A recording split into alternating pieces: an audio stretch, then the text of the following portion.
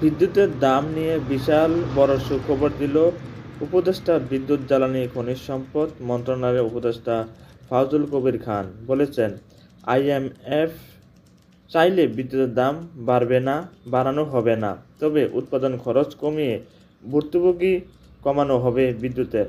বৃহস্পতিবারে 19 ডিসেম্বর অর্থ মন্ত্রণালয়ের সাংবাদিকের এক প্রশ্নের জবাবে তিনি এসব কথা বলেন।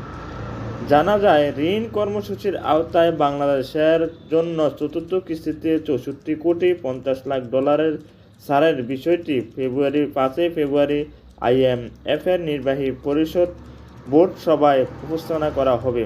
বোর্ডে অনুমোদন হলেই 10 ফেব্রুয়ারি তা ছাড় করা হবে বলে জানা গেছে। চতুর্থ কিস্তি ছাড়ের আগে শর্ত বাস্তবায়ন, অগ্রগতি পর্যালোচনা ও নতুন ঋণের বিষয়ে দর কষাকষি করতে 3 ডিসেম্বর থেকে আইএমএফ গবেষণা বিভাগের ডেভেলপ মাইক্রো কনক্রিসের প্রধান ক্রিস পাপাজর্জিওর নেতৃত্বে 13 সদস্যের একটি প্রতিনিধি দল ঢাকায় সফরে আসে। মিশন শেষ আজ বৃহস্পতিবার অর্থ মন্ত্রণালয়ে অর্থ বিভাগের সভাকক্ষে এক সভা অনুষ্ঠিত হয়। উপদেষ্টা বলেন, দাম বৃদ্ধি করে বিদ্যুতের ভর্তুকিদের সংস্কৃতি থেকে বের হয়ে আসবে সরকার। সার্বিক সমন্বয়ের মাধ্যমে খরচ কমানো হবে।